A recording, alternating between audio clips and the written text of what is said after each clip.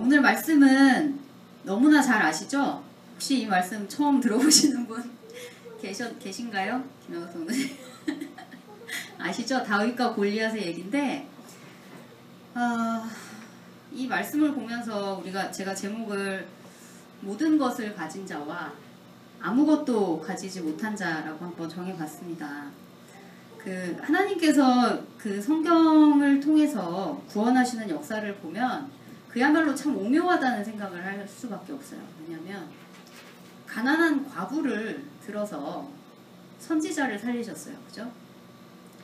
기생을 들어서 약속한 땅인 가나안 땅에 들어갈 수 있는 초석을 놓게 하셨어요. 임신하지 못하는 늙은 여인들을 통하여서 믿음의 여러 중요한 인물들을 태어나게 하셨어요. 언제나 사람의 눈에는 아무것도 가지지 못한 것 같았던 그런 사람들을 사용해서 하나님께서는 위대하심을 온 땅에, 하나님께서 정말 우리를 사랑하심을 온 땅에 선포하심을 우리가 볼 수가 있습니다.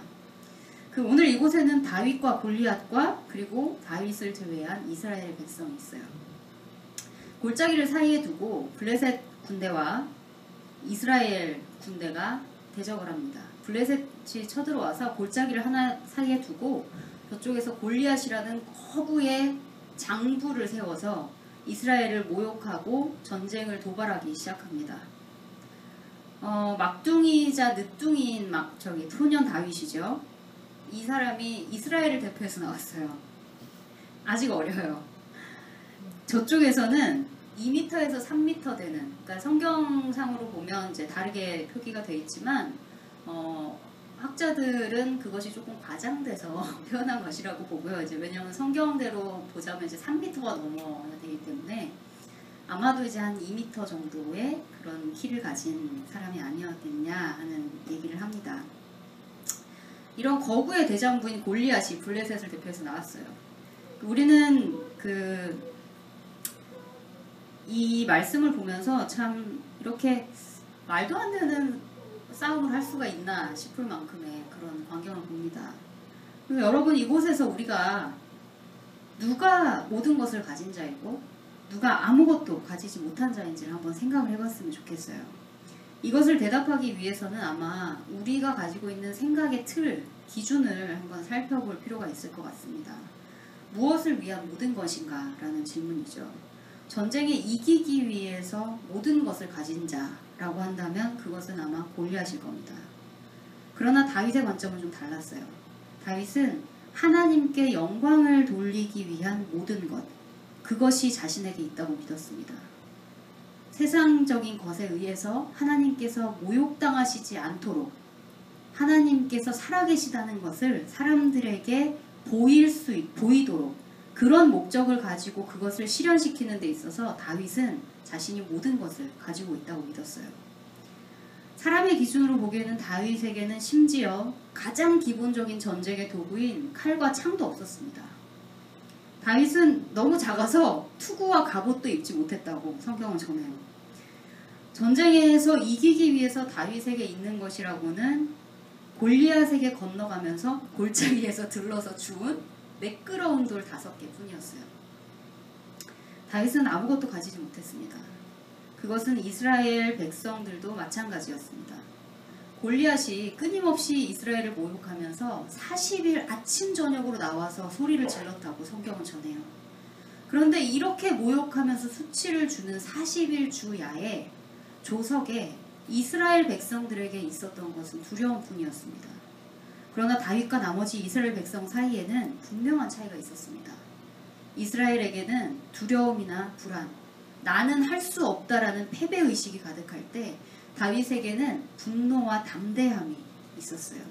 하나님을 모욕하는 것에 대해서 다윗은 분노했고요. 하나님 한 분만 계시다면 나는 무엇이든 할 수 있다는 담대함이 있었습니다. 상황은 같았지만 모든 것이 달랐습니다. 조건은 같았지만 이스라엘 백성들은 아무것도 가지지 못했고 다윗은 모든 것을 가진 자였습니다. 심지어 하나님께 기름 부음을 받은 사울 왕조차도 사람의 조건으로 다윗을 살펴보면서 너는 절대로 안 된다. 너는 나가서는 죽는다라고 이야기합니다. 그때 다윗이 이렇게 고백해요. 여호와께서 나를 사자의 발톱과 곰의 발톱에서 건져내셨은즉 나는 이 블레셋 사람의 손에서도 나를 이 블레셋 사람의 손에서도 건져내시리이다. 다윗의 목적은 전쟁을 이기는 데 있지 않았습니다.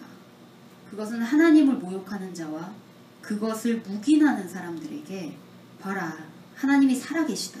하나님이 살아계시고 우리를 위해 싸우시고 모든 것을 하신다 라고 선포하는 데 그 목적이 있었습니다. 그리고 담대히 선포합니다.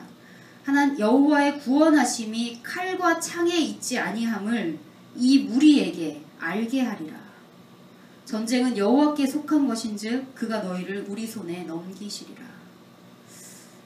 진짜 너무 멋있는 선포 아닙니까? 그러나 하나님의 구원하심이 칼과 창에 있지 아니함을 믿는 믿음에서 다윗은 끝나지 않았어요. 당당하게 이 무리로 하여금 그것을 묵과하는, 하나님을 모욕하는 것을 그냥 묵인하고 가만히 두려움에 떨고 있는 그 사람들로 하여금 그것을 직접 보고 체험하게 하게끔 그렇게 하겠다고 다윗이 선포하는 겁니다. 여러분 삶에서도 이렇게 확신을 하십니까? 하나님의 구원하심이 칼과 창에 있지 않습니까? 하나님은 세상에서 아무것도 가지지 않은 사람을 통해서 하나님의 일을 해 나가심을 여러분의 삶 가운데서 목격하고 계십니까? 여러분의 마음속에는 골리앗 앞에서 한없이 작아졌던 이스라엘 백성과 같은 당장의 눈앞에 있는 것들에 짓눌려서 하나님조차 작아 보이지는 않습니까? 그러나 우리는 확신하면서 체험해야 합니다. 하나님의 구원하심은 칼과 창에 있지 않습니다. 하나님의 구원하심은 하나님을 전적으로 믿고 의지하는 우리의 마음에 있습니다. 나만 봐라 말씀하시는 그 말씀에 있습니다. 아무리 우리가 살면서 창으로 방패로 투구의 갑옷으로 세상의 것들로 온전히 무장을 해도 그곳에서 세상을 이길 힘은 절대로 나오지 않습니다. 온전히 세상에 굴복할 수 있는 힘만이 나올 뿐입니다. 다윗이 선포합니다. 전쟁은 여호와께 속한 것인즉 그가 너희를 우리 손에 넘기시리라. 다윗에게는 전쟁을 이기는 것이 목적이 아니었습니다. 다윗의 목적은 사람이 아닌 하나님께서 일하도록 하시는 것이 그 목적이었습니다. 만약 다윗에게 칼과 창과 갑옷과 방패가 있었다면, 그리고 그가 거구의 장부였다면, 그리고 그가 가진 싸움의 기술이 너무나 대단해서 그의 가진 힘으로 골리앗을 죽이고 전쟁에서 승리했다면 그곳에서 이스라엘은 승리하며 그가 영웅이 됐을지는 몰라도 하나님은 그곳 어디에 계실 수 있었겠습니까? 하나님은 우리의 약함을 통해서 일하십니다. 더 정확히 말하자면 우리가 약하다는 것을 우리 스스로 알고 진실된 마음으로 하나님 앞에 그것을 고백할 때 그곳에서 하나님은 역사하십니다. 우리에게 칼과 창과 방패는 무엇입니까? 우리 아마 삶에서 각자 다른 창과 칼과 방패가 있을 거예요. 저에게는 아마 자칫 잘못하면은 박사학이라든지 목사의 직이라든지 교수가 된다면 교수의 직책이라든지 그런 것들이 아마 세상에서 살아가는 칼과 방패가, 창과 방패가 될 수 있지 않나 하는 생각을 해봅니다. 여러분들의 것들도 아마 각자 다를 거예요. 그러나 내 손에 칼과 창이 들려있는 것 같은 그런 느낌이 들 때, 언제부턴가 내 손에 있는 내 이름에 걸린 명함들이 더 든든하게 느껴질 때 우리는 그 순간, 바로 그 순간에 하나님을 잃게 됩니다. 창과 방패가 없다는 불안감이 마음에 조금씩이라도 있으시죠? 세상 속에서 무엇 하나 든든한 것 없이 그냥 내던져진 느낌이 부지불식간에 우리에게 찾아올 때가 있습니다. 그렇다면 기뻐하십시오. 그리고 하나님을 의지하시기 바랍니다. 모든 것을 가지신 하나님께서 우리 편이 되어주실 것입니다. 하나님께서 나를 위해서 일하시는 기적을 정말 여러분들께서 칼과 방패가 없기 때문에 그로 인해서 나의 약함을 고백함으로 인해서 하나님의 일하심을 직접 체험하시기를 바랍니다. 손에 칼도 창도 모든 것이 있다고 느끼신다면 기도하시기 바랍니다. 그것으로 인해서 하나님을 내가 잃어버리지 않도록, 그것으로 인해서 내 삶에서 하나님이 일하시는 일이 드물어지지 않도록 기도하시기 바랍니다. 내 삶에서 전쟁을 이기는 것이 목적인지, 내 삶 속에서 하나님께서 살아계심을 체험하면서 하나님을 사랑하는 것이 목적인지 그것을 잘 분별하시기를 축복하면서 부탁을 드립니다. 하나님이 안 계시다면 우리는 무엇을 위해서 싸우고 있습니까? 우리는 우리 자신의 의를 위해서 싸우고 있지는 않은지요. 하나님이 계시지 아니한 의, 하나님의 계획과 뜻은 이미 오래전에 사라져버린 의, 그 의를 위해서 전쟁에서 나가서 싸우고 있지는 않습니까? 여러분, 하나님을 위해서 싸우시기 바랍니다. 세상에서 많은 돈을 벌고 세상에서 성공하는 것은 우리가 하나님만을 의지하면서 나아갔을 때 하나님께서 자연적인 결과물로 우리에게 주시는 열매입니다. 세상의 것들을 얻어서 사람의 의를 위해서 쓰기 마시기를 바랍니다.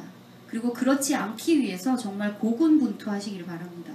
하나님의 의를 위해서, 하나님이 우리를 위해 싸우시는 것을 목격하고 체험하기 위해서 이 세상에서 나가시기 바랍니다. 우리가 할 일은 그분을 의지하는 일뿐입니다.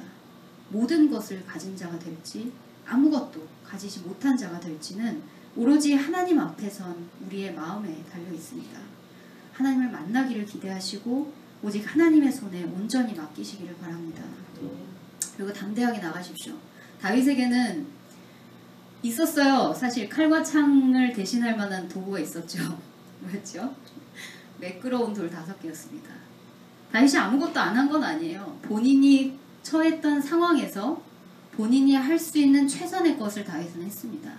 그것은 본인이 평소에 돌팔매질로 자기의 양을 지키기 위해서, 자기 아버지의 양들을 지키기 위해서 짐승을 대적해서 짐승들에게 던져왔던 자신에게 가장 익숙한 전쟁 도구인 돌이었습니다. 그 돌을 줍는 일이 다윗이 한 일이지요.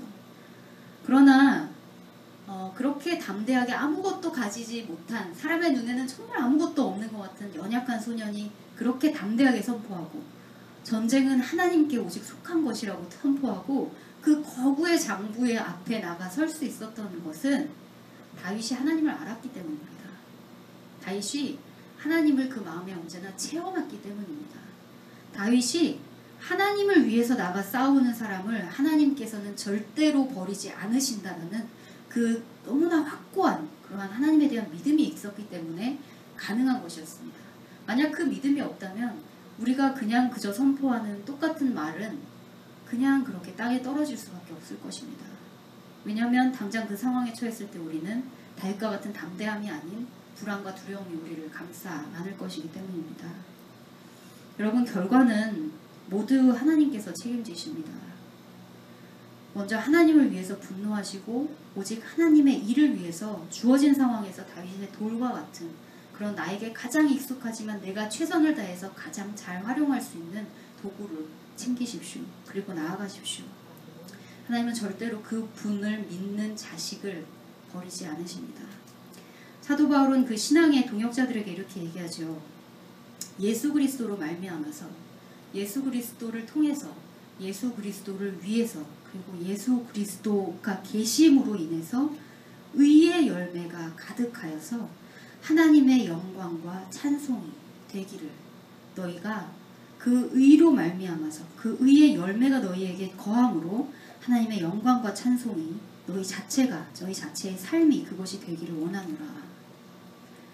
우리의 삶 가운데서 우리의 삶의 성공이 아니라 예수 그리스도로 인해서 하나님의 의의 열매가 우리의 삶에 풍족하여서 차고도 넘치는 그런 축복을 마땅히 누리시기를 주님의 이름으로 축복드립니다. 통쾌하고 멋지게 우리가 이 삶을 살아가기를 바랍니다. 하나님께서 정말 유머러스하게 우리의 삶을 얼마나 전쟁 가운데 이김으로 승리로 이끄시는지를 우리가 몸소 통쾌하고 시원하게 체험하는 그런 일주일 되시기를 바랍니다. 함께 기도하시겠습니다.